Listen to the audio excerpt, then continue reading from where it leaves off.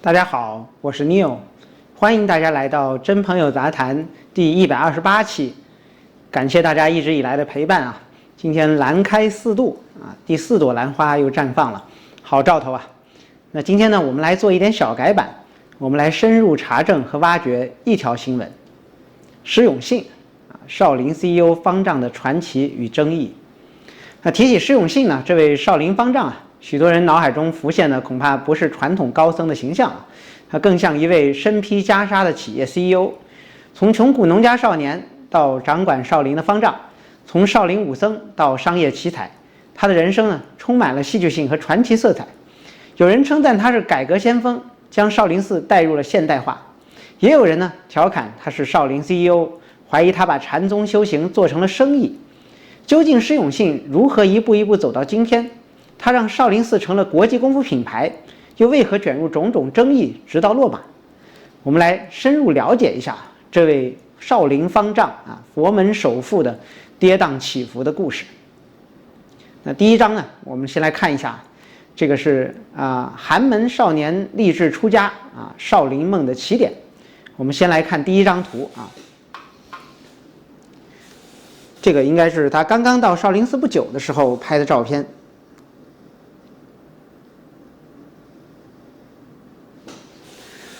那么1965年呢，施永信出生在安徽省颍上县一个普通的农民家庭，他的俗名呢叫刘应成。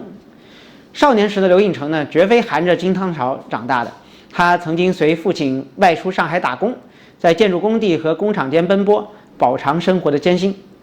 或许正是这样的历练呢，让这个年轻人对功夫和佛法有了别样的向往啊。也有一说他家是佛教世家，父母都信佛。那么16岁那年呢，他听闻嵩山少林寺广招弟子，便毅然辞别父母，怀着一颗武侠梦啊，踏上了北上的列车，投奔了少林的门下。那初入少林寺的时候呢，映入刘应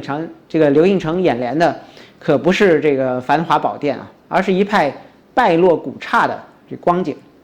那全寺呢只有9位年迈的僧人，寺产呢只有薄田28亩，大雄宝殿屋顶漏雨，佛像积满灰尘，僧舍破旧不堪，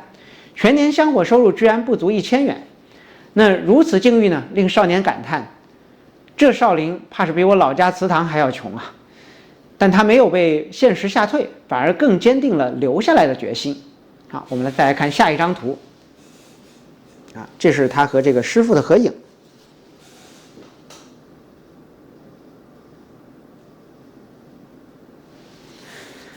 那么在方丈这个行政大师的座下呢，小沙弥刘应成正式剃度出家了，他的法号是永信啊，就是施永信了。那么寺里面条件非常清苦，他开始了半僧半武的艰苦的修行，每一天天不亮呢就起床扎马步啊，练冲拳，在西方圣人殿前这个一练就是半个多小时。那么夜晚呢就睡在观音殿的草席上，以砖头当枕头。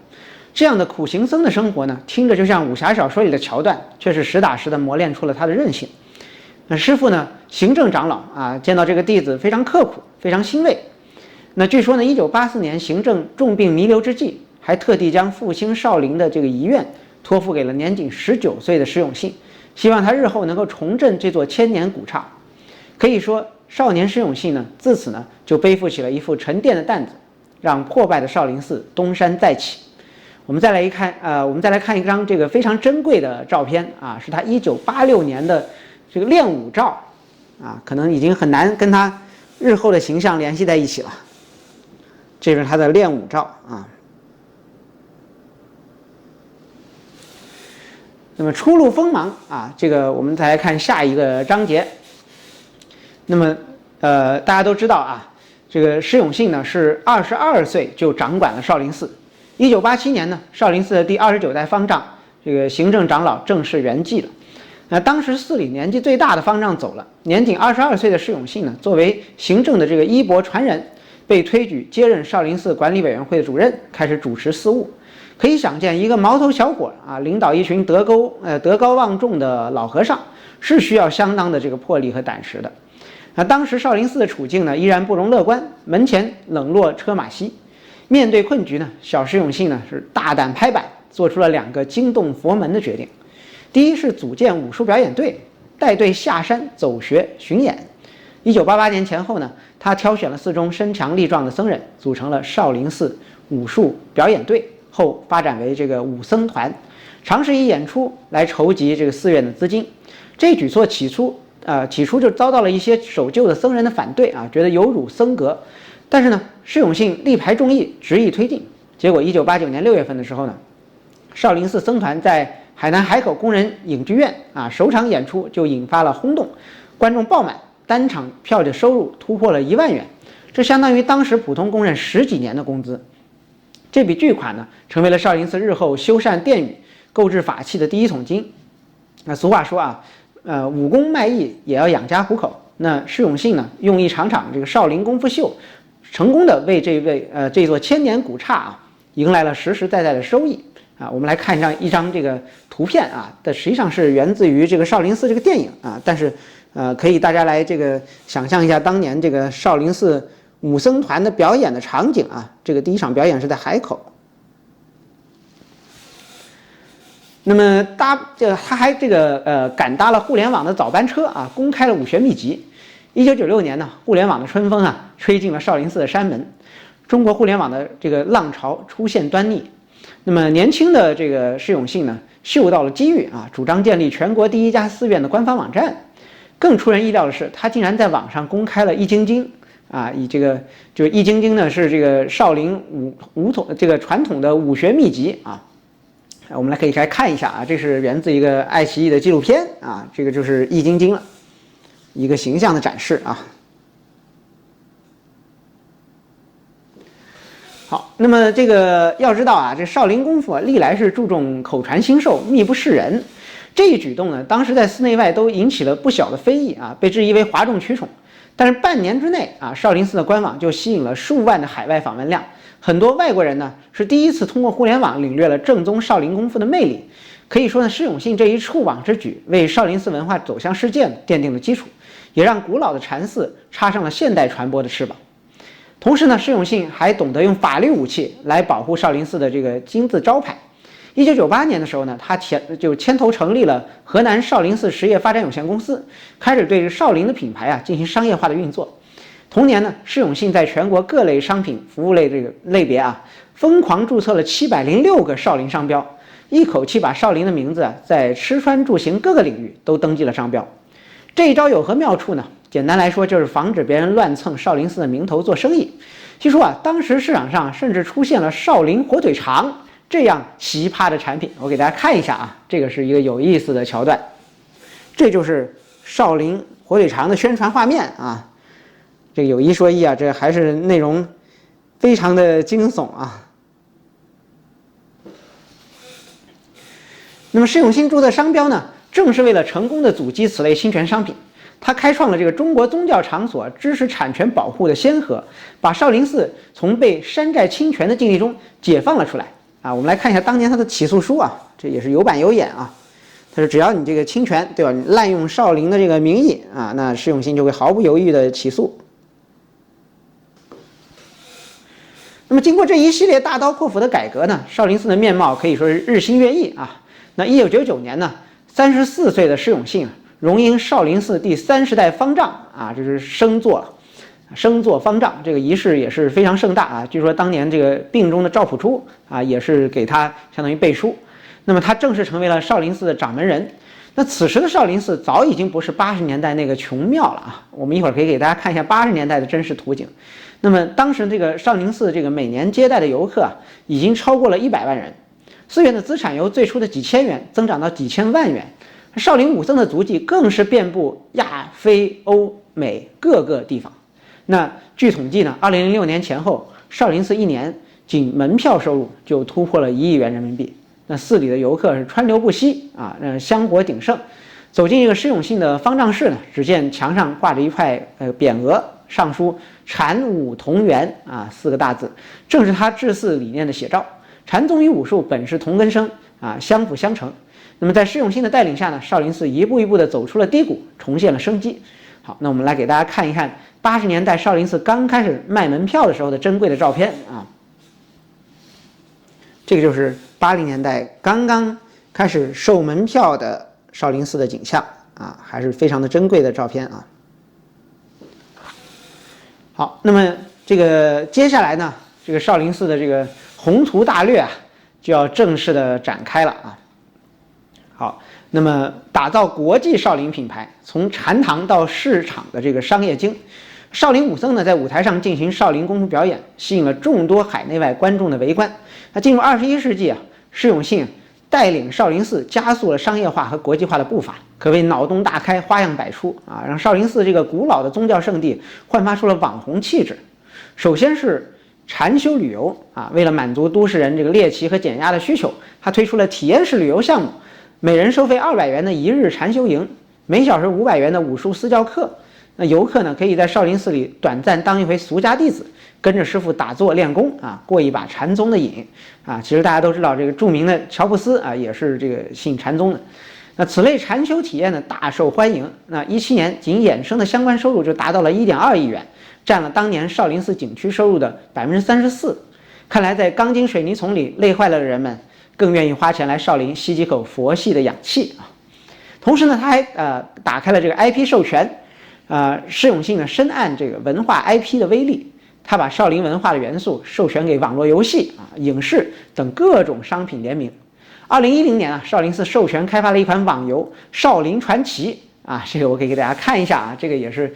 非常猎奇的一种体验啊。正好这个网游的画面里面有这个少林寺的山门啊。好。那么还有与知名运动品牌合作推出了少林功夫主题运动鞋等等啊，凭借这些授权合作呢，2010至2020年期间啊，少林寺相关的授权收入至少有2亿元啊。他当年不是注册了这么多商标嘛，现在就是发挥作用了啊。那少林寺摇身一变呢，俨然变成了横跨游戏潮流的超级 IP， 少林牌的这个衍生品牌啊，这个产品啊层出不穷。同时他也没有忘记啊，这个最赚钱的领域啊，中医养生啊。那据少林寺志书记载，少林寺历代也有修炼医术、济世救人之传统。那释永信呢，在2004年重启了少林药局这一老字号啊。我们来看一下什么是少林药局啊。今天我们这个图片展示比较多啊，这个就是他复兴的这个少林药局啊。根据这个少林寺的古书的记载。好，那么它呢将这个祖传秘方与现代工艺结合啊，推出了所谓活络膏啊、跌打药和灵芝茶等养生产品，其中售价上千元一盒的少林灵芝茶成为了这个明星单品啊，打着这个禅意养生的旗号啊，线上线下都是畅销。那2019年呢，少林药局的系列产品销售额已经突破了8000万元，那少林牌草药俨然成了网红品牌。看来啊，少林寺不仅能练武，也能治腰腿疼啊，还能帮你调理亚健康啊，活脱脱一座这个大健康产业基地。武术外交啊，释永信呢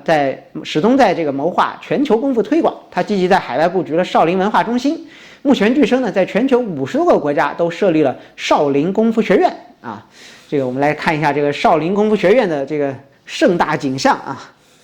这个世界各国人民啊都是一起来练少林功夫啊。好，那么他设的这个少林功夫学院分支机构啊，远在欧洲、美洲、非洲都有这个身影啊。少林功夫学校，那海外的信众呢，如果想深度体验，还可以缴纳$2000的年费，成为 VIP 会员啊，随时随地这个享受随时到少林总院进修的这个待遇。据统计啊，少林武僧团今年每年在全球的巡演已经超过了200场啊，单场这个演出收入从早期的$10万已经暴增至$50万了。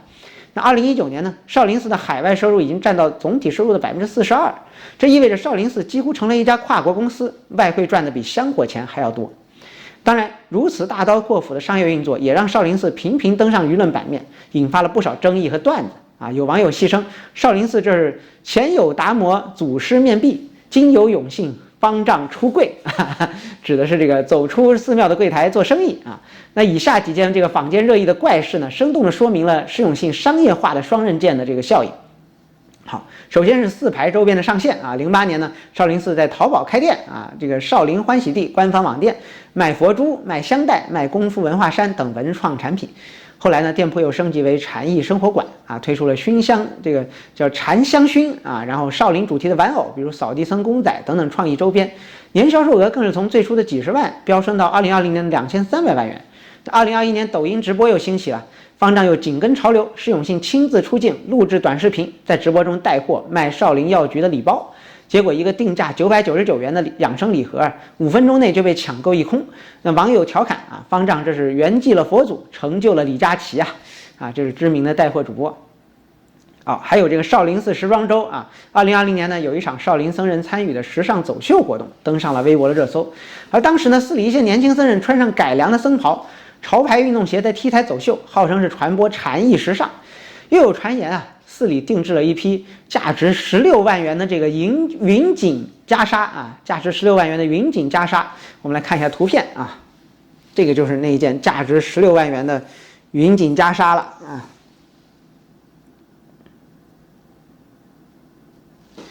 那么这个云锦袈裟呢，是供高僧法会时穿着展示，甚至据媒体统计啊，少林寺名下还有豪华汽车15辆啊，供这个方丈及贵宾出行。这一连串操作看懵了吃瓜群众，纷纷发问：难道袈裟已经变成广告牌了吗？过去苦行头陀啊，这个芒鞋布衣的清净寺庙，怎么也染上了灯红酒绿的尘世的味道啊？那么方丈的工资与身家之谜也是大众很关注啊。面对外界的质疑呢，释永信多年来一直坚称自己每月工资只有700元人民币，吃的是百家饭，花的是固定津贴，日常生活很简单。然而坊间传闻却不这么看。根据工商资料，释永信通过一家名为少林无形资产管理有限公司的实体，间接持有多家企业的股份。调查显示，他本人有该公司80%的股权，而该公司呢又投资控制了16家关联企业，涉及到旅游啊、食品啊、文化演艺等多个领域。更惊人的是，2022年释永信被曝以4.52亿元竞得这个郑州市的一宗商业用地，一时间方丈成了地产大亨，成为笑柄。那么网上呢，甚至流出了一个调侃啊，月薪700元的和尚买下4亿的地，莫非少林寺后山有矿吗？虽然后来释永信迅速的退出了这些公司的股东，那么将股份转回寺院的名下，但是此举呢，更让人怀疑他是在舆论压力下的金蝉脱壳。方丈的这个财产成谜啊，也为他日后的坠落啊，这个埋下了伏笔。面对外界的批评呢，释永信总是反复强调自己的初心。他表示啊，少林寺的改革和经营啊，并非为了敛财，而是光大佛法啊。我们不是为了经济收入，门票收入已经够僧人开销了，我们是为了弘扬佛教事业啊，说得非常高大上啊。在他看来啊，寺院搞旅游、办武术团、卖周边，都是扩大少林文化影响力的手段而已。所有收益皆用于弘法利生啊。然而这一套和尚当 CEO 的经营理念是否走偏啊？社会各界的看法不一。有人佩服他的商业天赋啊，也有人担心这个佛门清净地啊沦为了逐利的场所。这位身兼 MBA 硕士学位啊，这工商管理硕士学位的方丈，在商业上空前的成功，他也一步一步的把自己推上了风口浪尖。好，我们接下来再来看啊，这个佛教界地位与社会影响，他是高僧还是网红呢？那释永信不仅在生意上是网红方丈，在中国宗教界和官方组织内同样位高权重，堪称佛教界的大咖。他曾经连任多届全国人大代表，第9届、第10届、第11届、12届，连续4届啊。那么中华全国青年联合委员会委员，1998年起，他担任了这个河南省佛教协会的会长。2002年呢，又出任了这个中国佛教协会的副会长。那这些头衔呢，意味着他不仅是在寺院里念经修禅的方丈，还是能上人民大会堂参政议政的宗教界的代表。那么正因为如此呢，释永信呢被媒体冠以了政治和尚的称号。毕竟一般人印象里的高僧啊，多半是远离政治，而他却活跃于各种官方场合。然而对于这一称呼啊，释永信本人并不认可。他半公开的这个回应啊，就是公开的回应就是说，和尚也要关心政治。我参加全国人大代表会啊，全国人大代表会，那是要维护佛教的利益，参与政治不等于就是政治和尚。好，那我们来看一下他这个人大代表啊，这个释永信的这个图啊。好，这个就是他这个人大代表啊，这是高清的照片啊，这个意气风发，走在这个人民大会堂门口。好，那么这个他言下之意呢，是他涉足政界啊，是出于护法利民的责任，而不是爱慕权力的地位。无论如何呢，他能够在庙堂与江湖之间游刃有余，展现出了一种不同于传统僧人的多面的形象。而在社会影响力方面呢，他这施永信最大的贡献啊，莫过于把少林功夫和禅宗文化推向了世界舞台。他常年带队出访，在海外举办武术表演、文化交流啊，曾经率领这个武僧啊，登上英国白金汉宫啊，还见过这个女皇啊。那么这个俄罗斯的克里姆林宫等等啊，都演出过啊，各国政要和观众都叹为观止。那据说外国人一提起中国功夫啊，第一个想到的就是少林功夫啊，少林功夫啊，这就有这个施永信大力推广的功劳啊。确实啊，他当年你看还是亲自出镜啊，他当年也是会点武术的，只是说呢，他一直是自嘲啊，说他什么行头都练过，但是都没练好啊。好，那么这个06年的美国体育学院啊，还曾经授予他国际荣誉哲学博士学位，以表彰他对武术和体育交流的贡献。而在他的家乡河南登封市呢，因为少林旅游的繁荣啊，也深受地方政府的礼遇，甚至曾获赠过价值100万的这个大众豪华越野车1辆啊，以感谢这个少林寺对当地旅游业的突出贡献。那我们来看一下他当年啊这个获赠这个越野车的这个画面啊，这个是非常有名的一张照片啊。然后当时这个施永信自己说是这个政府给我的，我也不好意思不收啊，对吧？不好意思，肯定得收下啊。那么这个感谢少林寺对当地旅游的突出贡献呢，可以发现这个施永信啊对社会经济的影响力早已经超出了一般宗教人士的范畴，更像一位兼具宗教领袖和企业家的公众人物。不过这种一僧一商啊、一官一俗的独特身份呢，也引来了这个佛教界一些质疑的声音。那保守的僧人认为，出家人应该四大皆空啊，你应该没有物欲啊，对吧？那施永信却名利双收，名车豪宅头衔之间游走，难免让人觉得有违背清规之嫌。那传统信徒呢，批评少林寺过度逐利啊，香火功德漫天要价，据称少林寺的高香啊，要价高达6000元。那这些做法与这个佛教的清净无为的教义呢，是背道而驰的。而支持者呢，则认为施永信与时俱进啊，这个为弘扬少林文化做出了巨大的贡献。可以说，在佛教界的内部啊，施永信既有拥趸，也有反对者。那他所代表的宗教商业化的模式呢，成为了大家这个争议的焦点啊。好，那么毁誉参半啊，大众眼中的施永信到底是一个什么样的人物呢？那么在大众眼中啊，其实这个施永信啊，永远是一个充满矛盾的传奇人物，可以说是毁誉参半。一方面呢，许多人对他的功绩给予肯定，要不是他下山入世啊，少林寺可能现在还穷得屋顶漏雨，更别提登上世界舞台了。正如有媒体对他评价那样啊，施永信呢，将一个年收入不足10000元的破败小庙打造成了年营收超过10亿啊，在全球50多个国家深耕开花的一个文化符号，这种成就是不能抹杀的。他让少林功夫成为了中国文化软实力的象征啊，让全世界都知道了河南登封有座少林寺。这些显著的成绩使不少人尊称他为少林寺的拓荒牛啊，感谢他让古老的禅宗在现代社会找到了新生之路。而另一方面呢，反对的声音同样此起彼伏。那不少传统的佛教信徒和网友对施永信的商业化作风深感不适，那他们嘲讽他是穿着袈裟的商人，打着坐的网红啊，说他把佛门的清修搞成了上市公司。那有尖锐的这个评论指出啊，少林寺如今香火味淡了，铜臭味浓了。啊，那过去庙里是谈经论道，如今处处都是内票营销啊，门票营销。那么武僧团飞檐走壁啊，多过这个参禅打坐；方丈热衷出差，多过闭关悟道。更有甚者，2015年这个第一次这个举报丑闻爆出的时候，许多人就将施永信称作佛门中的大老虎。那出于有关部门啊，这个降妖除魔。那个信徒拥护者都是质疑批评者啊，这些人都是各执一词，使得施永信呢成为了一个极具争议性的这个公众人物啊。那这位公众人物他的这个风波是不断啊。那方丈那些年到底遇到了哪些麻烦事呢？我们来深度的梳理一下。回顾这个施永信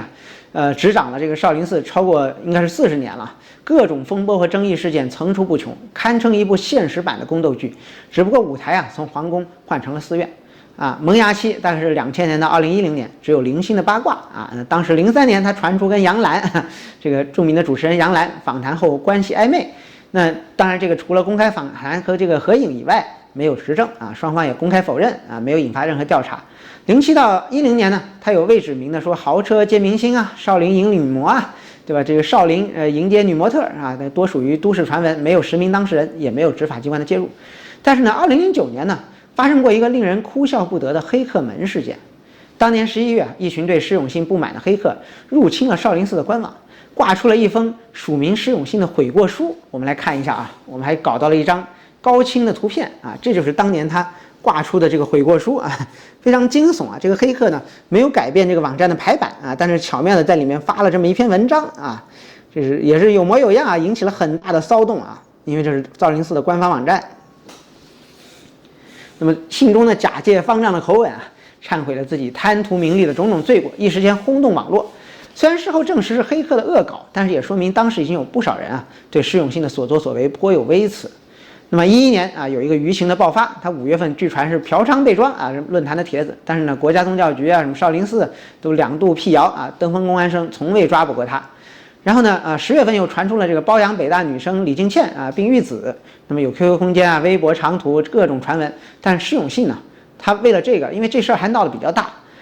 接受了这个环球人物的专访。他说他从未见过李敬倩，没有任何身份证、户口的记录啊。那么我们来看一下当年他接受这个环球人物访问的时候的照片，啊，那时候他还是非常自信的啊，应该是觉得不关什么事儿啊，不一定说他真的清白，但是他肯定能平掉。好，那么这些特点呢，就是都还是捕风捉影的八卦，虽然声量很大，但是官方呢就辟谣了啊，没有进入任何司法或者纪检的程序。那么真正将施永信推上舆论暴风眼的呢，是2015年的实名举报事件。这一年7月份啊，一位化名施正义的神秘人士在网上发布了帖子，少林寺方丈施永信这只大老虎谁来监督？对施永信发起了连环猛料式的指控。帖中指称施永信存在多项违法违纪行为，包括拥有双重户口啊，一边是出家僧人身份，还有一个俗家的户口。他养有数名情妇，并与这个尼僧啊，这个出家的这个施延杰育有一私生女啊，然后他们还爆出了照片啊，这施延杰和这个一位所谓私生女的这个照片啊，当然就是后来这个他们很快也否认说，哎，这就是在宴会的时候抱了些小孩而已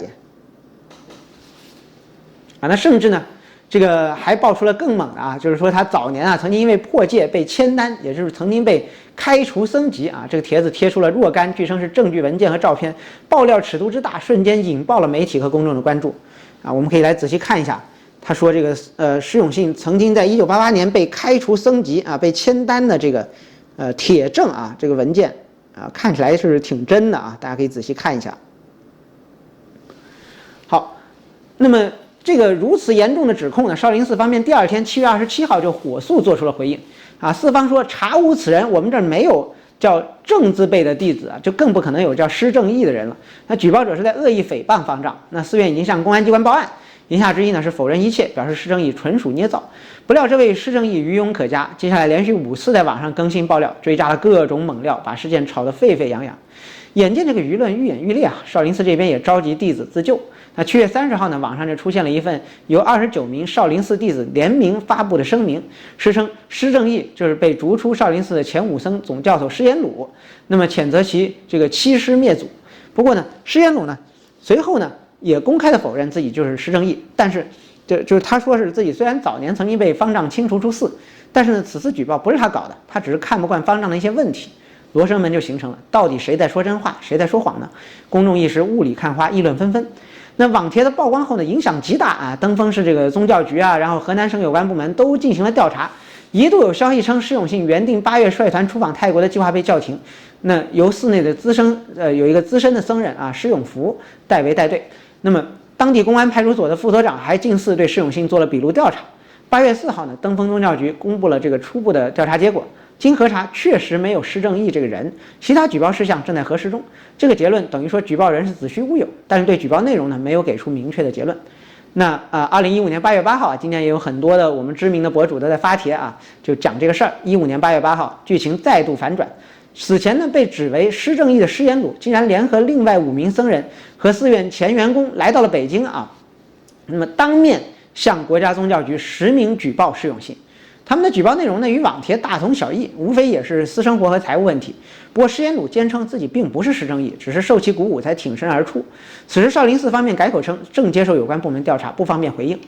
那经过一系列的折腾呢，最终2015年啊，这场风波以一个似乎皆大欢喜的结局收场。那相关部门呢，并没有查出实锤的包养情妇或者侵占私产的问题，只指出少林寺的财务管理不够规范，施永信确实存在2个身份证，但是呢，已经注销了重复的户口的一小问题。那据报道，传闻中的私生女呢，也通过 DNA 鉴定证明并非这个施永信亲生啊。那么换句话说呢，这次惊心动魄的举报事件，官方调查结果基本洗清了施永信大部分的嫌疑。方丈虽然说受了一些舆论冲击，但是呢，始终安然无恙地执掌着少林寺。那公众中支持他的人呢，也松了一口气，认为谣言不攻自破；而半信半疑的人呢，则觉得此事像一场无头公案，一些疑点并没有真正的解释，那么只是官方给了台阶，让事件降温。谁知道啊，10年未满，对吧？就是昨天我们上期节目也讲了，佛门逆转剧啊，在2025年迎来了惊掉下巴的大结局。25年7月27号晚上啊8点01分啊，那么这个少林寺官方的这个应该是公众号啊，官方网站同步发了一则令人震惊的通报，住持施永信因为涉嫌挪用侵占寺院资金，严重违反佛教戒律，长期与多名女性保持不正当关系，并育有私生子，正在接受多部门的联合调查。消息一出啊，举世哗然啊！10年前那些被否认的传闻，竟然以相同的情节出现在了官方公告当中，由四方自己官宣作实。7月28号第二天啊，这中国佛教协会也火速的发表公告，表示施永信的行为恶劣，严重破坏了佛教的声誉，协会坚决拥护对他的依法处理的决定，同时宣布注销其这个僧籍戒牒啊，开除僧籍。那么这意味着施永信被正式踢出佛门，不再是少林寺的方丈，也不再是一名僧人了。那消息发布以后，各种传闻满天飞啊！一时间，这个少林寺山门前后八卦比香火还要旺啊！当然，之前有一个什么携带7名情人、21名子女、6名随从、34人连夜前到美国，被证明是这个假消息啊，就是 P 图啊！但是呢，侧面也反映了这个公众对于他这么多年来的这个所谓绯闻的这个关注啊，和这个公众的公共印象。那么与15年的情况相比啊，25年的官方调查报告定性非常严厉，明确提及了他涉嫌刑事犯罪啊，这些举报的细节，当年这个举报细节还有回旋余地，但这次是直接盖棺定论啊，把问题上升到了刑法层面啊，刑事犯罪。那这巨大的反差让人反思，究竟这10年间发生了什么，使得这个昔日风波中啊清白的方丈最终难逃法网呢？或许案件的细节还有待进一步的披露啊，但是基本可以断定，施永信经营少林寺过程中的财务黑洞、权色交易等问题，并非空穴来风。如有评论所言啊，施永信的这个陨落啊，暴露出了宗教场所现代化管理中的结构性的矛盾。这个寺院的财务长期是不透明的啊，香火钱啊都是现金啊，很多还是洗钱通道，我认为。那么捐款啊，这些都没有独立的审计啊。那方丈通过关联公司进行资本运作啊，个人利益与私产的界限非常模糊，种种乱象最终埋下了这个滋生腐败的这个隐患。好，我们来看总结一下啊，这个金色的袈裟之下啊，有一个禅心之问。少林寺方丈施永信啊，跌宕起伏40年，堪称一部中国宗教现代化探索的一个缩影啊。他用这个商业思维呢，盘活了一座古老的寺院，让少林文化享誉全球，功不可没。但也因为急速扩张的商业帝国迷失了方向，最终亲手葬送了自己的僧侣生涯。这出高僧变凡人的戏码，令人唏嘘，但是也为中国这个佛教界和社会大众敲醒了警钟。也有不同的声音啊，认为这个10年间各种问题啊，它其实早已经有定论了之前，但是如今呢旧账重翻，体现了这个中共对于这个宗教和社会进一步的入侵啊。这个是也是一位我觉得很资深的研究政治学的朋友啊，在美国研究政治学的朋友的观点。那么另一方面呢，其实我个人认为它也是一种远洋捕捞啊，毕竟当年啊国库充盈，而今拜这个2杯水所赐，对吧？我们3杯水就不怕谈这个了。那恐怕少林的功德箱啊，也得如数上交了。好的啊，那看到这里的都是真爱啊！欢迎大家点击小铃铛订阅啊，你就可以每一天30分钟啊，这个不会错过我们每一天啊给你解析这个新闻的真假啊，这个新闻查证节目